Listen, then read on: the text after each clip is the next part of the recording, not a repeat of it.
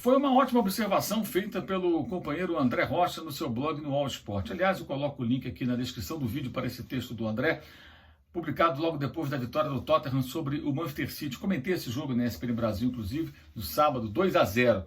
O que aconteceu nessa partida? O Tottenham, time treinado pelo Zé Mourinho, finalizou 4 vezes, marcou 2 gols. Um em finalizar, 54 minutos, mais da metade do jogo sem chutar contra a meta do time do Guardiola. E aí, no segundo tempo, na terceira finalização, o Lo Celso, que tinha acabado de sair do banco, fez 2-0, fatura liquidada. O time ainda deu mais um arremate, ou seja, em 4 chutes, na verdade em 3, né? Fez 2-0, depois deu mais um chute lá sem maiores consequências, contra 23 finalizações do Manchester City, que não conseguiu marcar. Ficou com a bola, rondou e nada produziu. E aí vem a observação que eu acho muito pertinente, feita pelo André. O que está acontecendo no futebol? Não tem tempo para treinar, mais do que nunca. Os times europeus não fizeram uma pré-temporada adequada, na Inglaterra mesmo foi assim. E aí os times que se propõem a jogar de uma forma mais sofisticada, que ter a bola exige uma sintonia maior dos movimentos, um treinamento mais aprimorado, os jogadores têm que saber como se posicionar, se deslocar para abrir espaço na defesa adversária, fica ainda mais difícil. Fica mais difícil. E qual é a fórmula mais fácil? Jogar sem a bola. Jogar fechado, sair em velocidade. Não é errado, é legítimo. Só não é possível jogar assim quando o adversário não proporciona a você essa oportunidade. E foi o que aconteceu essa semana com o São Paulo. O São Paulo é o time do Fernando Diniz, o técnico que até pouco tempo atrás, já abordei esse assunto várias vezes, era um técnico mais ortodoxo com relação à posse de bola. Posse altíssima, muita troca de passe, 500 e tantos, 600 e tantos passes por jogo. Isso começou a mudar já há algum tempo. Eu já escrevi sobre isso, já falei sobre isso aqui no canal algumas vezes.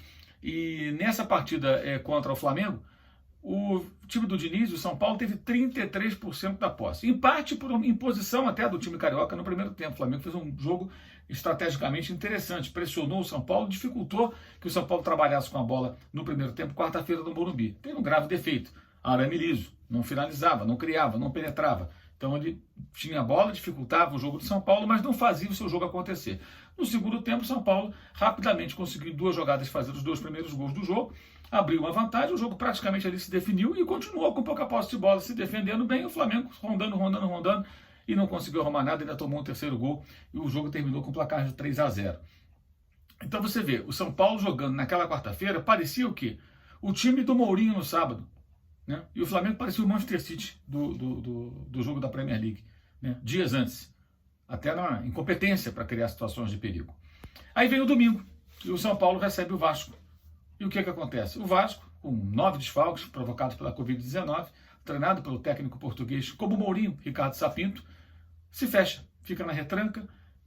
No primeiro tempo ele atacou, finalizou, criou situações, abriu o placar no gol do Cano, até numa situação estranha a relação do Thiago Volpe, parecia que não foi nem na bola, não entendi muito bem o comportamento do goleiro do São Paulo nesse lance.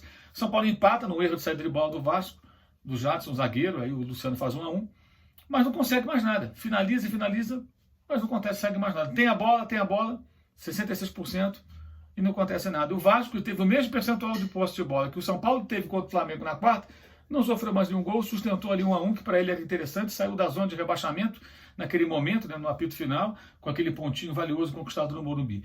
Então, essa forma de jogar, que a gente até muitas vezes questiona, não pela forma de jogar, mas por ser um estilo que dominou o futebol brasileiro, e você não via praticamente nenhuma variação de jogo nos últimos tempos. Começou a mudar no ano passado, com Jesus, Sampaoli e tal. Ela está mais em voga do que nunca, porque não há tempo adequado para que os técnicos trabalhem de fato. Essa observação do André é ótima. Também escrevi sobre isso até na minha coluna na Gazeta do Povo, também ponho aqui na descrição do vídeo, ponho esse link para você clicar e dar uma lida lá na minha coluna. Então é um detalhe que é bem interessante observar, né? Mas isso não resolve tudo, pela razão que eu já acabei de falar. Se você quiser jogar assim, você vai conseguir jogar assim contra times que se projetam ao ataque. Mas nem todo mundo faz isso. Mas vale a observação. Nesse momento específico, nesse cenário, times que gostam de ter a bola precisam repensar a sua estratégia em alguns jogos. O São Paulo fez isso contra o Flamengo, do jogo que provocou a queda do Domenic Torrente. O São Paulo gosta da bola, mas em alguns jogos ele não faz isso. Ele esperou o Flamengo no seu campo, montou a armadilha e o técnico catalão caiu na armadilha. O Atlético meteu 4-0 no Flamengo e o Domi foi demitido logo depois, no dia seguinte. Então as equipes têm que pensar nisso. O Rogério Ceni, por exemplo, teve menos posse de bola que o São Paulo no primeiro tempo do jogo da Copa do Brasil no Maracanã. Quando jogou melhor, criou boas situações, perdeu muito gol e tal, mas teve menos posse. O time não quis tanto ter a posse, acelerava o jogo, tentava definir rapidamente. Então, esse jogo de estratégias, ele tem uma peculiaridade nessa temporada, por isso recomendo a leitura, não só, claro, da minha coluna, mas também, principalmente, do texto no blog do UOL, o blog do André Rocha no UOL, onde ele aborda isso com muita propriedade. Preste atenção no comportamento das equipes e na necessidade de, em alguns casos, técnicos que têm uma determinada filosofia de jogo abrirem mão de parte da sua filosofia para se adequar ao momento. É um momento muito peculiar que é essa temporada, com pandemia e com todas as implicações e dificuldades que ela vai impondo aí às equipes no futebol brasileiro, né? Outro jogo que tivemos nessa tarde, falando aqui dos jogos das 4 da tarde desse domingo, né, foi o jogo entre o Atlético e o Ceará. O Atlético teve uma expulsão, conseguiu empatar num pênalti, muitas reclamações porque não teria dado um pênalti, também achei que esse não foi, mas enfim. Então, não deu um, deu o outro pro Galo, aquelas coisas de arbitragem brasileira, não é nem essa questão que eu quero abordar, né, nesse negócio de arbitragem. O Ceará empatou com o Atlético 2-2 e os times ficaram embolados ali, né, naquele momento, né. Eu gravo esse vídeo antes do jogo entre Inter e Fluminense, né, um jogo disputado um pouco mais tarde. E o que aconteceu nesse jogo em Fortaleza? O empate em 2-2, o Atlético pela segunda rodada não consegue vencer. O Atlético ficou 5 jogos ali com dificuldades, 4 sem vencer, ganhou do Flamengo, aí agora já perdeu para o Atlético Paranaense e agora empata fora com o Ceará. Lógico, o time teve muitos desfalques provocados pela Covid, mas não ficou tão desfigurado como o Flamengo ficou lá atrás, como o Vasco estava agora, como o Palmeiras na derrota de sábado para o Goiás. Times que ficaram, poderia até citar mais alguns outros, o Goiás na primeira rodada do campeonato. Você olha o time do Atlético, tinha vários titulares ainda, apesar de tantos desfalques. Também porque o elenco foi mais encorpado, né? Com muitas contratações feitas até recentemente. O próprio Vargas foi contratado agora, recentemente, há 2 semanas, pelo Atlético Mineiro. E acabou empatando. A irregularidade dos times é um negócio que está pesando bastante. Voltaremos a falar sobre isso em questão do calendário. Calendário das equipes durante essa temporada 2020, daqui até o final do ano, começo do ano. Alguns times estarão envolvidos em muitas competições e muitos jogos.